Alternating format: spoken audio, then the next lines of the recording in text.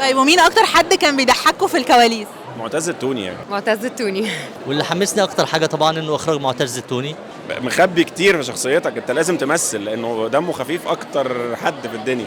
قول لنا ايه اكتر حاجه حمستك انك تعمل الفيلم ده مع انه فكرته مش كومن ومش منتشره قوي ومش مألوفه في مصر؟ هي الفكرة أصلا أنا اللي جايبها، وقعدت مع مهاب وكمز إن إحنا نعمل الفكرة ديت. فكرة إن في أكيد بعد ما الناس بتطلق في الإكس بيبقى موجود، ففكرنا إن إحنا نعمل فيلم عن الحتة دي. طيب قول لنا مين اكتر حد كان بيضحكوا في اللوكيشن واحكي لنا موقف مش هتنساه ابدا. والله ما كان موقف كلها يعني، لا هو كان أكتر حد بيضحك يعني تايسون وهشام بصراحة وأمينة، هم الثلاثة بيضحكوا جدا.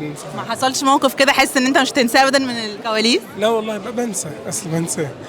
طيب تايسون كان نفسه يشتغل معاك قوي وكان ده جول يعني وحلم من احلامه، فاحكي لنا تجربتك معاه. احنا كنا بقالنا سنتين ونص، الفيلم ده كنا نعمله من سنتين ونص، وكان تايسون مشغول وكان عنده مسلسلات، فكنا بنقعد نستنى بعض كل شويه لحد ما فضي. وهو طبعا الشغل معاه رائع. هشام ماجد اوريدي احنا اشتغلنا مع بعض كتير، فانبسطت جدا بصراحه مع تايسون. وامينه اول مره نشتغل مع بعض برضه كنت مبسوط جدا.